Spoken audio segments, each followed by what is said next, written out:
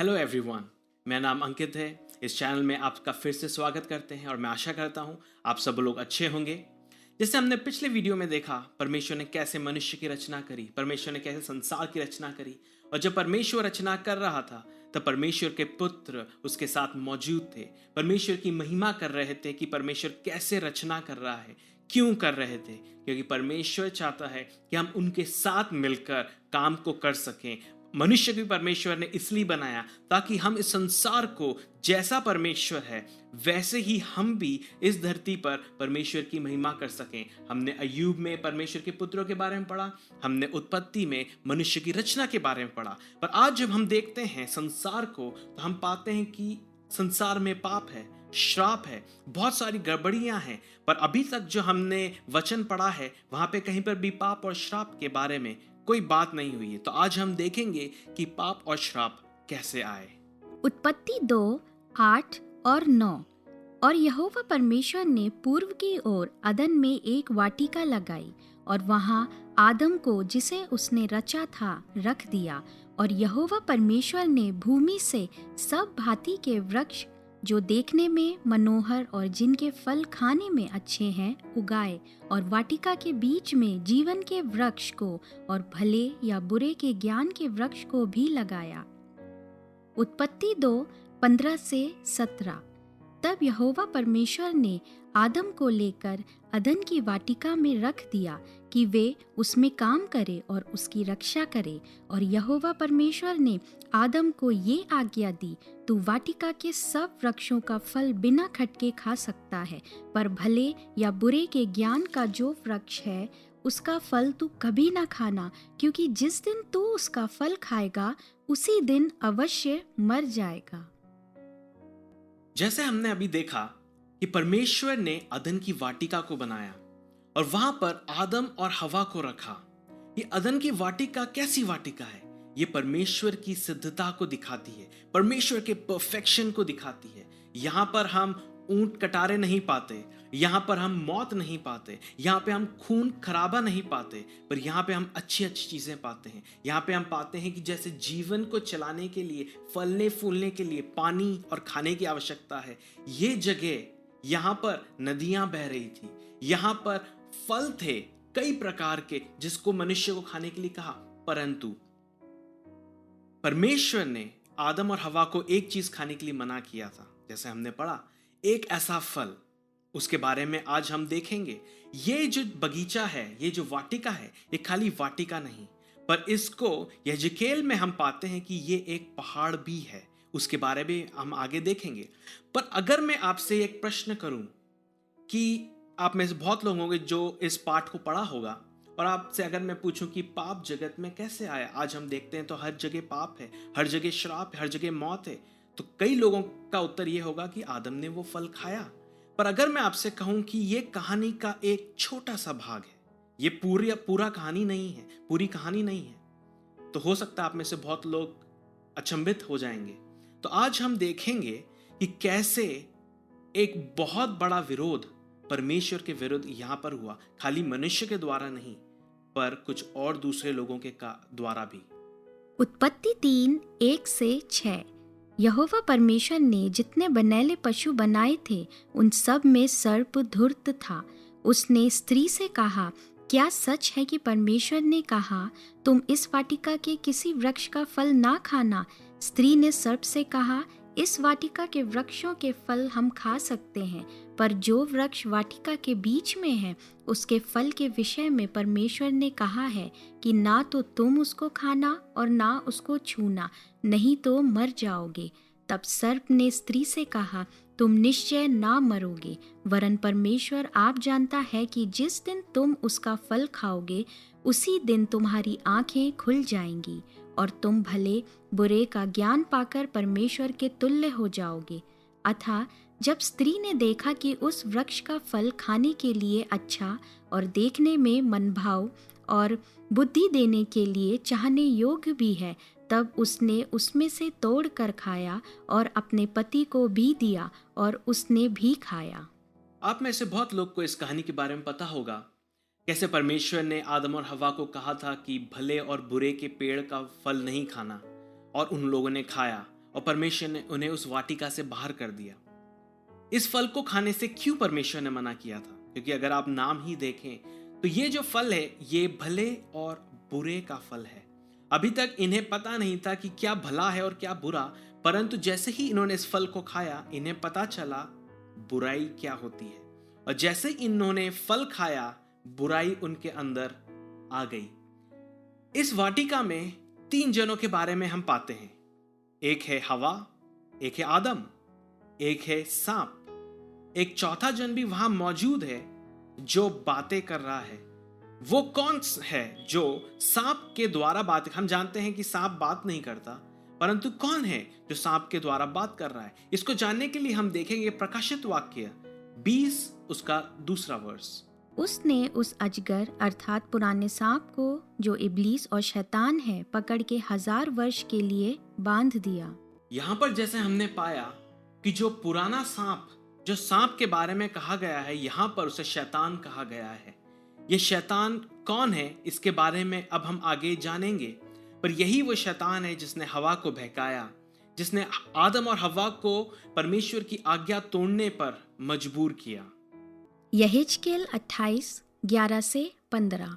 फिर यहोवा का ये वचन मेरे पास पहुंचा, हे मनुष्य के संतान, सोर के राजा के विषय में विलाप का गीत बनाकर उससे कह, परमेश्वर यहोवा यूं कहता है, तू तो उत्तम से भी उत्तम है, तू बुद्धि से भरपूर और सर्वांग सुंदर है, तू परमेश्वर की अदन नामक बारी में था, तेरे पास आभूषण, माणिक्य, पद्मराग, हीरा, फिरोजा, सुलेमानी मणि, यशब, नीलमणि, मरकद और लाल सब भांति के मणि और सोने के पहरावे थे।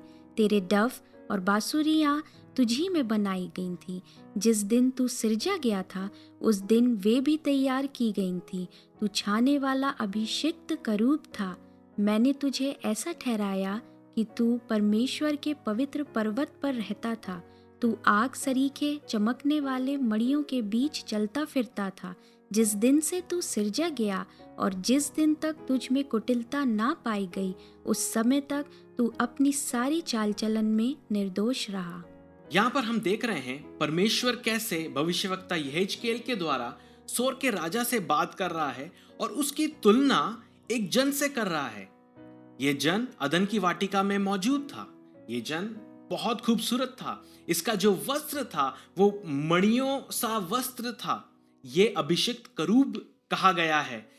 ये इसमें कुटिलता नहीं पाई गई, परंतु वचन ये कहता है कि जब तक इसमें कुटिलता पाई न गई, इसका मतलब इसमें कुछ कुटिलता बाद में पाई गई है। ये अदन की वाटिका में था। कहने का मतलब आदम को पहले बनाया, फिर उसके बाद में अदन की वाटिका बनाई और आदम और हवा को वहां रख दिया। वहां सांप मौजूद था। सांप ने बहकाया हवा को फल खाने के लिए, और हम जानते हैं कि परमेश्वर ने उन्हें उस वाटिका से बाहर कर दिया। तो ये जन जो यहां था, हो सकता है कि यहीं पर उसके हृदय में, उसमें कुटिलता, बुराई पाई गई। तो हम देखेंगे ये क्या बुराई थी जो शैतान के अंदर पाई गई। यशाया 14:12-15।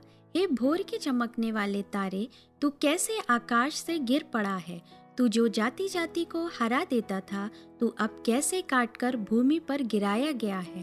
तू मन में कहता तो था, मैं स्वर्ग पर चढ़ूंगा, मैं अपने सिंहासन को ईश्वर के तारागण से अधिक ऊंचा करूंगा और उत्तर दिशा की छोर पर सभा के पर्वत पर विराजूंगा।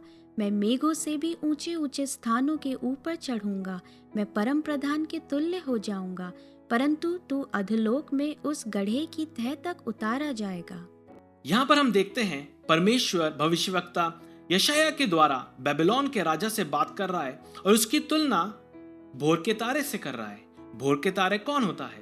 परमेश्वर के पुत्रों को भी भोर का तारा कहा जाता है। यहाँ पर बात शैतान की हो रही है और परमेश्वर शैतान को यह कह रहा है कि तू कैसे नीचे गिर गया, तेरे अंदर पाप कैसे आ गया, बुराई कैसे आ गई। शैतान ने क्या किया ऐसा? जैसे हमने पढ़ा, शैतान चाहता था कि परमेश्वर को सिंहासन से हटाकर खुद बैठ जाए। परमेश्वर के सिंहासन के ऊपर वो अपना सिंहासन बनाना चाहता था और परमेश्वर ने इसी कारण उसको नीचे गिरा दिया। और यही कारण है कि शैतान ने मनुष्य को बहकाया हवा को बहकाया ताकि वो फल खा सके और वो भी इसके विरोध के प्लान में, योजना में शामिल हो सके। आज इसलिए हमारे बीच में श्राप और पाप आ गया है क्योंकि शैतान परमेश्वर का विरोधी है और इसलिए शैतान हमारा भी विरोधी है। उत्पत्ति 3:16 से 19। फिर स्त्री से उसने कहा, मैं तेरी पीड़ा और तेरे गर्भवती होने के दुख को बहुत बढ़ाऊंगा। तू पीड़ित होकर बालक को उत्पन्न करेगी और तेरी लालसा तेरे पति की ओर होगी और वे तुझ पर प्रभुता करेगा।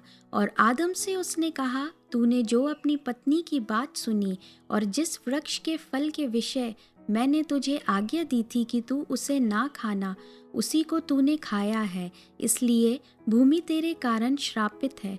तू उसकी उपज जीवन भर दुख के साथ खाया करेगा और वे तेरे लिए कांटे और ऊंट कटारे उगाएगी और तू खेत की उपज खाएगा और अपने माथे के पसीने की रोटी खाया करेगा और अंत में मिट्टी में मिल जाएगा, क्योंकि तू उसी में से निकाला गया है। तू मिट्टी तो है और मिट्टी ही में फिर मिल जाएगा। हम इसमें पाते हैं 4 से 5 ऐसी बातें जो आज हमारे सामने होती हैं पर हम इसको बिल्कुल हल्के में लेते हैं। पहली चीज, जब महिलाएं, जब औरतें बच्चा जनती हैं तो पीड़ा होती है। ये एक नेचुरल बात नहीं है, ये श्राप और पाप के कारण हमारे जीवन में आई है। कैसे महिला, औरतें थोड़ी कमजोर पाई जाती हैं और आदमी थोड़े से ताकतवर पाए जाते हैं, ये श्राप और पाप के कारण है। परमेश्वर ने हमें कमजोर नहीं बनाया था, परमेश्वर ने हवा को कमजोर नहीं बनाया था, पर वो भी वैसी ही शक्तिशाली थी जैसा आदम था, परंतु पाप और श्राप के कारण महिला थोड़ी कमजोर हो गई और आदमी उससे ज्यादा ताकतवर।